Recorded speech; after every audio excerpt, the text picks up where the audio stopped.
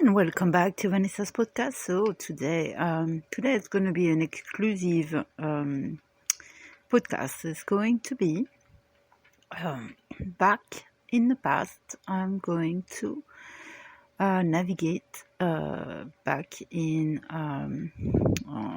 20 years, 15 years ago.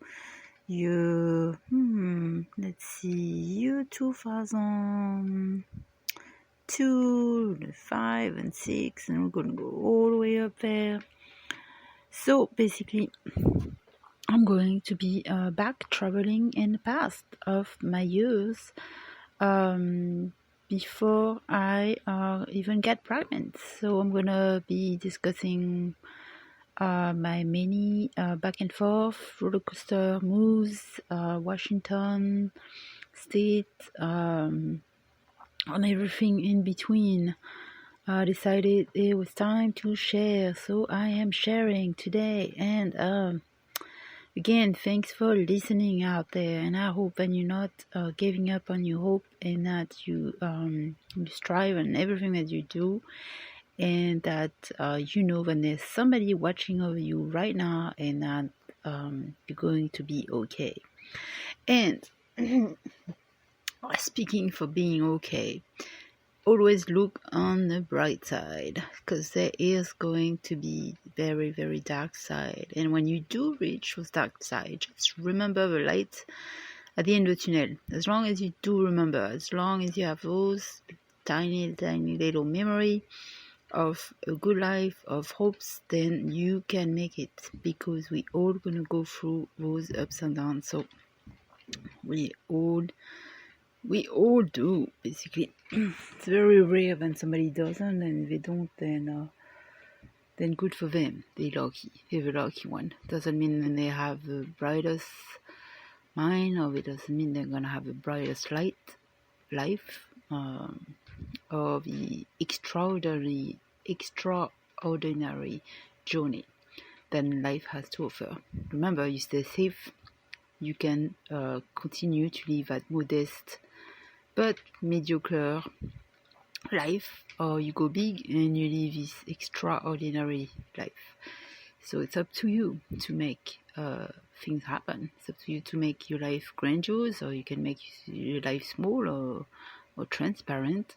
It's really up to you. Anyway, let's get going. So I saw that nobody really listened live, so I decided not to go live this time. It really doesn't make any difference either way. So, and I don't know why, for some reason, everyone seems to go back to my very, very first one episode. It's like most of the viewers I have are from that very, very first episode. So I have no idea. Maybe it's the enthusiasm behind creating this podcast. Maybe it's the fact that I made the move. I don't know. Not sure. But, so here I am. I am 26. Well, I said I was going to go back in 24. Okay. Let's say I'm 24. I'm 24. And I'm going back to France for the second time after I moved to America for 4 years. I feel left off, abandoned, scared. I feel like ununderstood. And I just met some weird boyfriends, rednecks, and jealous freaks, and possessive guys, and Guatemalan in between, and just went through was weird domestic violence relationship type of battle, and I'm so isolated, and I kind of lose touch with myself and all this. So I'm going back with actually another guy that I dated, actually first French guy I met in America through dating site.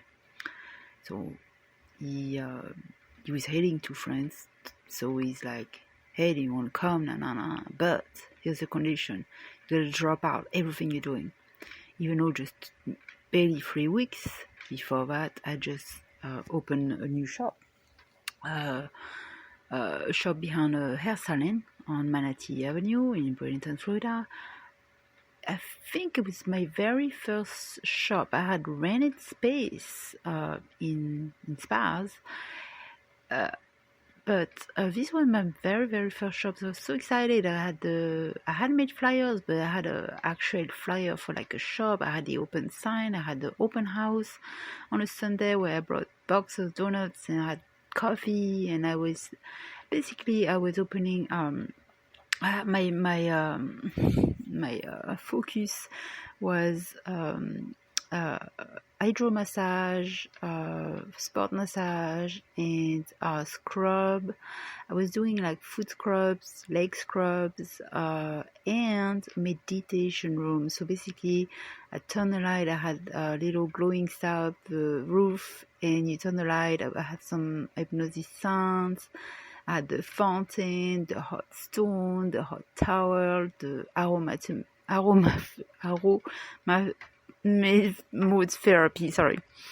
I had the whole thing going on. I was so into that, the chakras and all this. So I had a room specific for my hydro foot scrub massage with meditation and hot stone, and then I had a massage room where I would do all my different type of massage, and then I had a waiting room which I had brought magazines and food and all sort of teas and coffee. I mean, it was just amazing. I had bought that painter tiger glass table, and the most even had a light from like a neon multi glowing light on the side, and I had on the in the waiting room. So I was super excited. I was like, oh cool, my open house. And I had a pretty good follow-up of clients. Clients actually loved me. I had worked since 2003, so I had built a clientele over a year and a half from the 2 or 3 places that I had worked. I was going pretty strong as a massage therapist, and I guess a massage therapist and a healer, because when you're a massage therapist, you do much more than just giving massage. You kind of like give your clients this meditation, space that they need. You kind of like make them, understand that there's nerve pains, and you kind of go through acupuncture, acupressure, and a reflexology, and you have all these charts with all the muscles and nerves that correspond to organs. And anyway, I was just so into it, and I just loved it, absolutely loved it. So I guess it showed because some of the clients really enjoy me, so they say wherever you go, we'll go, and so they did. So I had I already had a lineup clientele plus family, so I was really excited about it. But that particular boyfriend was like kind of pressuring me. I just met him maybe a month and a half, I think, and then he goes, hey, he's telling me something that I wanted to hear, and some place that I wanted to go, because I was so wanted to see some of my best friends, my grandmother, my aunts. I had another friend that invited me to stay a week over, which I have never gone there, and I was like, wow, yeah, there's a lot in stake there. I get to see all of them, and that'd just be amazing. I just could not resist. I didn't have the funds, but he was saying, I'm buying a ticket, and I was like, oh, maybe I can hold on. Maybe I can afford my place for a month and be able to catch up. The trick was that this trip was going to last over 3 weeks, and so I had to make sure I could come up with a rent, since I cannot just open and not lose my client just starting. So it was kind of tricky for me. it was really tricky, but I decided to choose my friends and family and go back to France.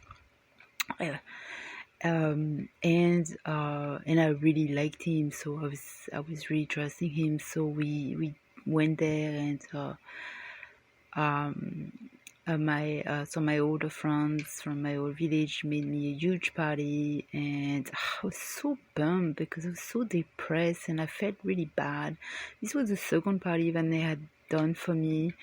The first one is when I came back in 2000, and I came back 2004, and they went all the way. They spent so much money. They had a huge house. They had all this food and music, and they all came for me. And here I am looking all bump, all depressed, and that really made me feel bad for years after that, because it's not how they should have remembered me, and how I should have been acted, and how I should have reacted. I mean, because I was always the first one to make everybody laugh and smile, and just and I was just so traumatized from all the domestic violence, from stress, from being isolated, and I didn't know what was going on, and I was just I don't know if I had smoked a joint, but I don't know if it was my boyfriend at the time who manipulated me.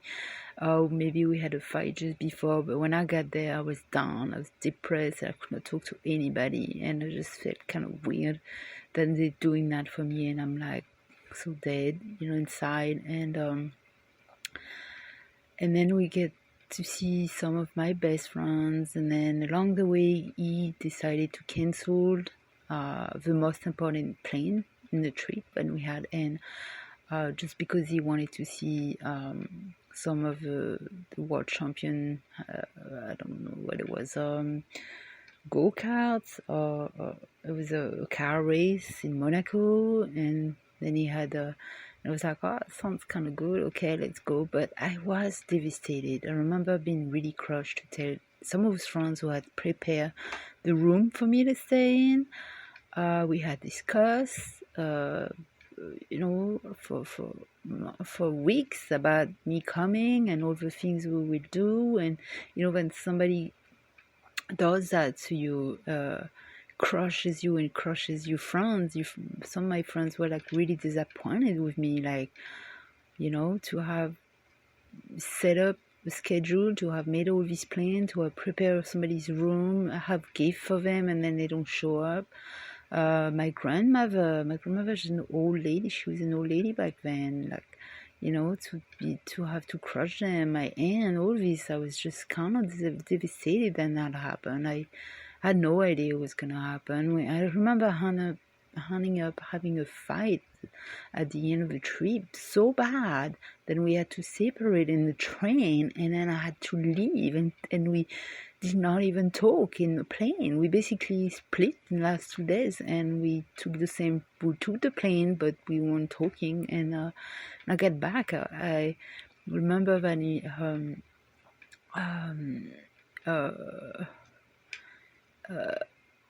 he chased me to come back within 2 days. He told me to move to his place, and then he just basically a week later it was over.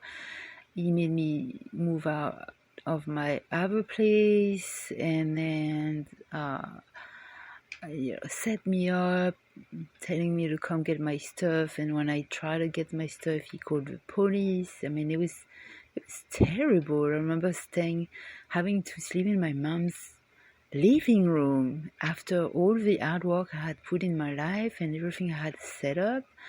How man, a stupid boyfriend can come in your life within 3 months and wreck it, just completely wreck it, just because I was too vulnerable, not vulnerable, but too naive to see his game. Probably that's probably what happened.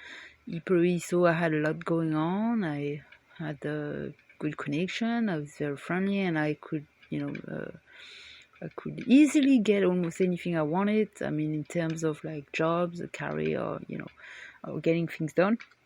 And he just, I don't know, he had to wreck everything. It's just sad. People are sad. On top of this, he ended up saying that he wanted to throw he is training for